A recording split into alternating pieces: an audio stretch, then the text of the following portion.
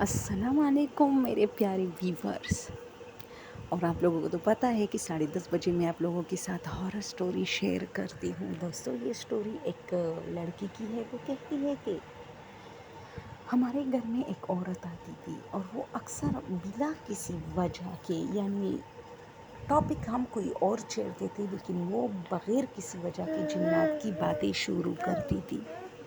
میری امی اکثر حیران ہوتی تھی کہ آخر اس کے ساتھ تو ہم ایسا ٹاپک کبھی جو ہے چھیڑتے نہیں ہے، پھر یہ اچانک جنات کے بارے میں باتیں کیوں شروع کرتی ہے۔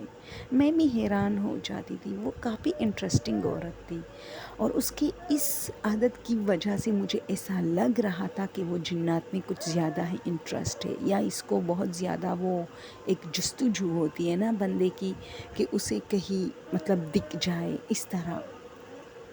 ایک دن میں نے ان سے کہا کہ ہم ان کو آنٹی کہتے تھے کہ آنٹی اب جنات کو مطلب لے کے کافی ایک حسرت ہے، جیسے آپ چاہتی ہے کہ آپ کے ساتھ کوئی ایسا واقعہ ہو جائے جس کا جنات کے ساتھ تعلق ہو۔ تو وہ ہنستی تھی اور کہتی تھی پاگل، میرا تو سارا دن جناتوں کے بیچ میں گزرتا ہے۔ میں حیران ہو گئی۔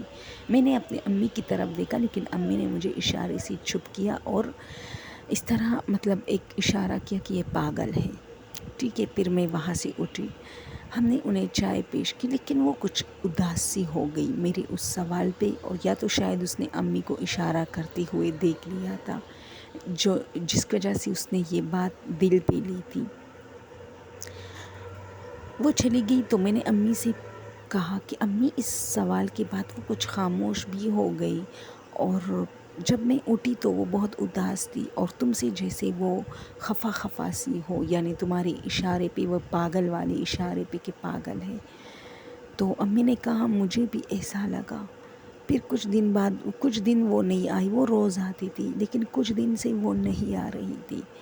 تو میں ان کے گھر گئی، ہمارے بالکل پیچھے ان کا گھر تھا۔ تو میں نے جب دروازہ کھٹکھٹایا تو میں نے کیا دیکھا کہ دروازہ خود بخود کھلا تھا، یعنی کھل گیا جیسے، اور یہ برتن دھو رہی تھی۔ اس کا جو ہے بیک سائڈ تھا میری طرف۔ اس نے بالکل مطلب میں جیسے صحن میں داخل ہوئی، یہ صحن میں ہی بیٹھی تھی لیکن یہ دروازے کی طرف اس کا بیک تھا، منہ اس کی اپنے کمروں کی طرف تھی، اور مجھے کہا ہاں ثنا تم آ گئی، اسی لیے تو میں نے دروازہ کھلا رکھا تھا کہ تم آؤ گی۔ اس کا یہ بات کہ میں جیسے میرے پاؤں کے نیچے سے کسی نے زمین کھینچی ہو۔ میں نے کہا آنٹی آپ کو کیسے پتا کہ میں آؤں گی، اور آپ کو کیسے پتا کہ میں ثنا ہوں؟ تو ہنستی ہوئی کہنے لگی مجھے میرے دوستوں نے بتایا۔ میں نے کہا کہاں ہے آپ کے دوست، آپ تو اکیلی رہتی ہے۔ اس کے ہسبینڈ جو ہے وہ سعودی عربیہ میں تھے اور ان کے بچے نہیں تھے، بس یہی ان کی ہسٹری تھی، اور رات گزارنے کے لیے یہ اپنے میکے جاتی تھی جو ان کے ساتھ ایک ہی گلی میں ان کا گھر تھا۔ یہ صرف دن کے ٹائم اپنے گھر میں ہوتی تھی۔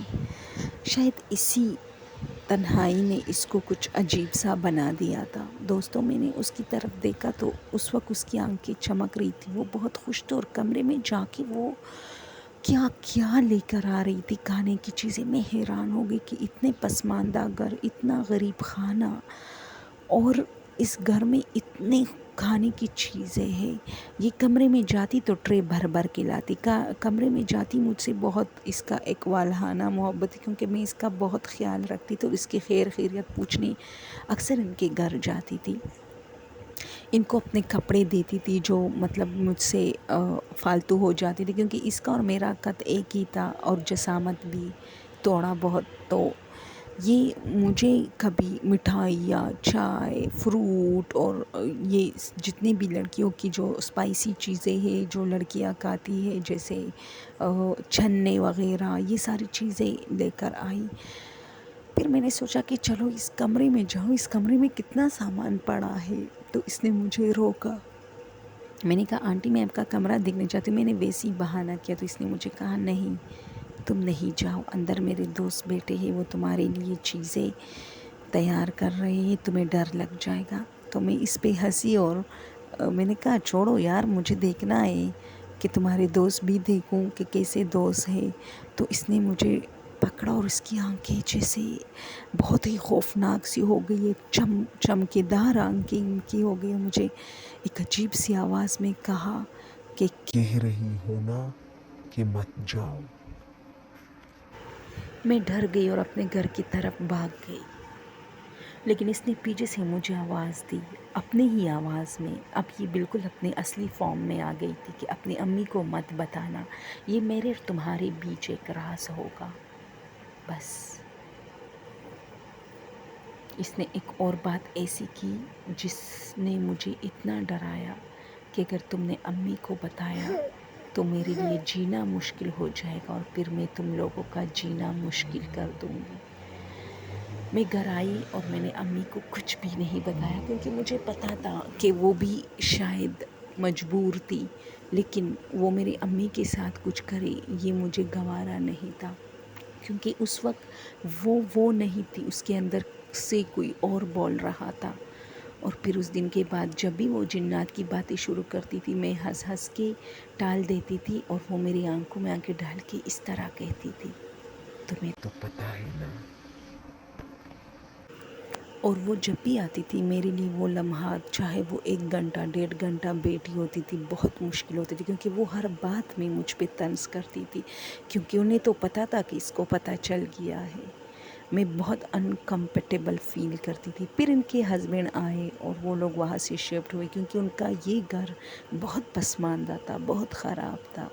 اور شکر ہے کہ وہ یہاں سے چلی گئی. ہاں میں اس کو مس ضرور کرتی ہوں، کیونکہ پتہ ہے جب مجھے کوئی مسئلہ ہوتا تھا میں اسی کے بارے میں سوچتی تھی اور کہتی تھی اپنے دوستوں سے کہو مجھے وہ چیز لا کر دے، اور واقعی مجھے وہ چیز مل جاتی تھی. سستی سی چیز ہے اور میرے ہر پرابلم وہ سولو کرتی تھی، کیونکہ میں اس کی رازدار جو بن چکی تھی.